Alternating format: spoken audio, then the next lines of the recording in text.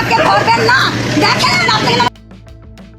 রাজধানীর পূর্ব রামপুরার বাসিন্দা সোনিয়া আক্তার কেয়া গত কোরবানির ঈদের ছুটিতে গ্রামের বাড়ি যাওয়ার পর বাসায় ফিরে স্বর্ণালংকার, নগদ টাকা ও চেক বই খোয়া যাওয়ার বিষয়টি জানতে পারেন। এ ঘটনায় বাড়িওয়ালার বিরুদ্ধে অভিযোগ জানাতে রামপুরা থানায় গেলেও প্রথমে ভৌতিক কারণে মামলা নেয়নি পুলিশ। পরদিন খিলগাঁও জোনের সহকারী পুলিশ কমিশনারের সঙ্গে যোগাযোগের পর লিখিত অভিযোগ গ্রহণ করা হলেও সেটি মামলা হিসেবে নথিভুক্ত করা হয়নি বলে দাবি ভুক্তভোগীর। থানায় গেছি, গিয়ে বলছি যে কি করতে হবে, আমাদের তো এই করছে, তো মামলাটা কখন নিলেন? তারা বলতেছে যে মামলা কিসের মামলা, আপনি পারলে মামলা করে দেখান। ডিউটি অফিসার আমাকে বলতেছে মামলা কিসের মামলা, এইসব ঘটনায় মামলা হয় নাকি? সোনিয়ার অভিযোগ ৮ জুন রাতে থানায় গেলে তার কাছে ২ লাখ টাকা ঘুষ দাবি করেন রামপুরা থানার ভারপ্রাপ্ত কর্মকর্তা। টাকা দিতে অস্বীকৃতি জানালে তাকে অনৈতিক প্রস্তাব দেওয়া হয়। প্রতিবাদ করতেই শুরু হয়। পরে ফেসবুক লাইভে বিষয়টি প্রকাশের চেষ্টা করলে তার মোবাইল ফোনটিও ভেঙে ফেলা হয়। থানার বাইরে ওসির গাড়ির সামনে দাঁড়িয়ে থাকা সোনিয়ার একটি ভিডিওতে এক পুলিশ সদস্যকে বলতে শোনা যায়, ভেতরে যান, আপনার মামলা নেওয়া হবে। যদিও পুলিশের দাবি তখন পর্যন্ত অভিযোগটি ইতিমধ্যেই এফআইআর হিসেবে রেকর্ড করা হয়েছিল। তবে নাগরিক প্রতিদিনের কাছে আসা মামলার এফআইআর কপিতে দেখা যায় কিছু অসামঞ্জস্যতা। ভুক্তভোগীর অভিযোগ, তিনি যখন মামলা নেওয়ার জন্য চাপ প্রয়োগ করেন সে সময়ে তাকে থানার ভেতরে বেধড়ক হয়। পরে খিলগাঁও থানায় নিয়ে সরকারি কাজে বাধা এবং পুলিশ সদস্যকে উল্টো মামলা দায়ের করা হয় তার বিরুদ্ধে।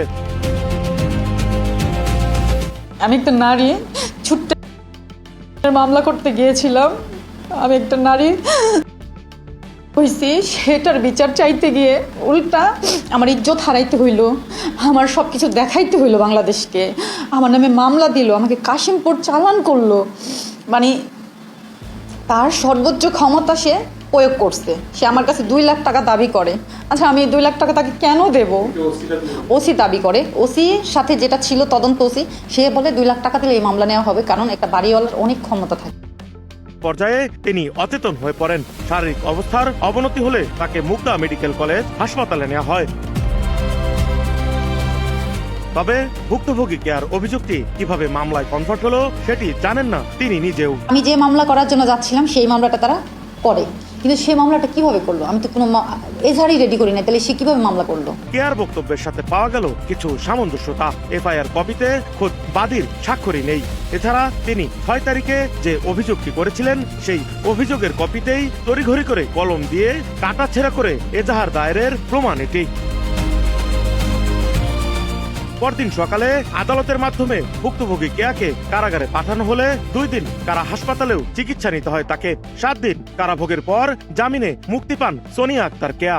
স্যার অনেক কথাই শুনলো, তার অনেক বিরোধিতা করার পরে আমার ম্যাজিস্ট্রেট স্যারকে অনেক ধন্যবাদ, সে আমাকে আমার জামিনটা মঞ্জুর করছে। জামিনটা মঞ্জুর না করলে আজকে এখানে এসে সত্যটা তুলে ধরতে পারতাম না। এই সমাজে, এই দেশে এখনও কি কি ঘটে যাচ্ছে। আমার হাজব্যান্ড নেই, আমার বড় ভাই নেই, এই সুযোগটা এই দেশ কাজে লাগাবে। পুলিশের মামলায় দাবি করা হয়েছে সোনিয়া এক নারী কনস্টেবল। তবে সংশ্লিষ্ট সময়ের হাসপাতালের জরুরি বিভাগের রেজিস্টারে ওই পুলিশ সদস্যের চিকিৎসার কোনো তথ্য পাওয়া যায়নি। অন্যদিকে সোনিয়ার চিকিৎসার তথ্য হাসপাতালের নথিতে রয়েছে।